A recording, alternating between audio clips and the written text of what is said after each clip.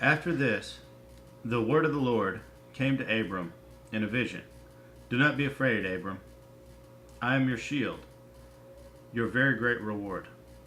But Abram said, O sovereign Lord, what can you give me since I remain childless, and the one who will inherit my estate is Eliezer of Damascus?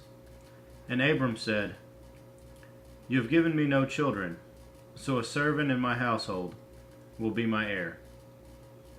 Then the word of the Lord came to him.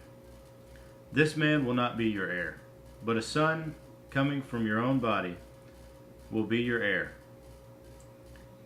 He took him outside and said, Look up at the heavens and count the stars, if indeed you can count them. Then he said to him, So shall be your offspring. Abram believed the Lord, and he credited it to him as righteousness. He also said to him, I am the Lord, who brought you out of Ur of the Chaldeans, to give you this land to take possession of it. But Abram said, O sovereign Lord, how can I know that I will gain possession of it? So the Lord said to him, Bring me a heifer, a goat, and a ram, each 3 years old, along with a dove and a young pigeon. Abram brought all these to him, cut them in two, and arranged the halves opposite each other. And the birds,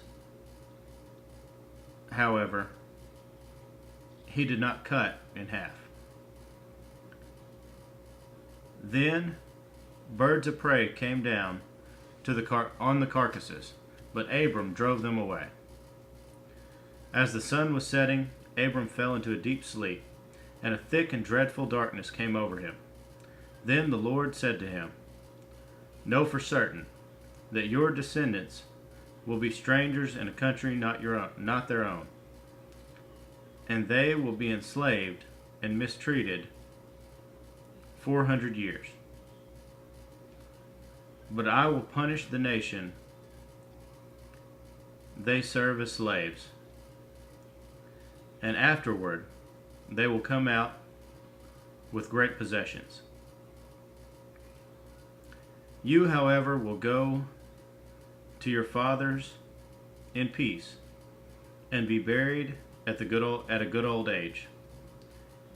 In the 4th generation your descendants will come back here, for the sin of the Amorites has not yet reached its full measure. When the sun had set and darkness had fallen, a smoking firepot with a blazing torch appeared and passed between the pieces. On that day the Lord made a covenant with Abram and said,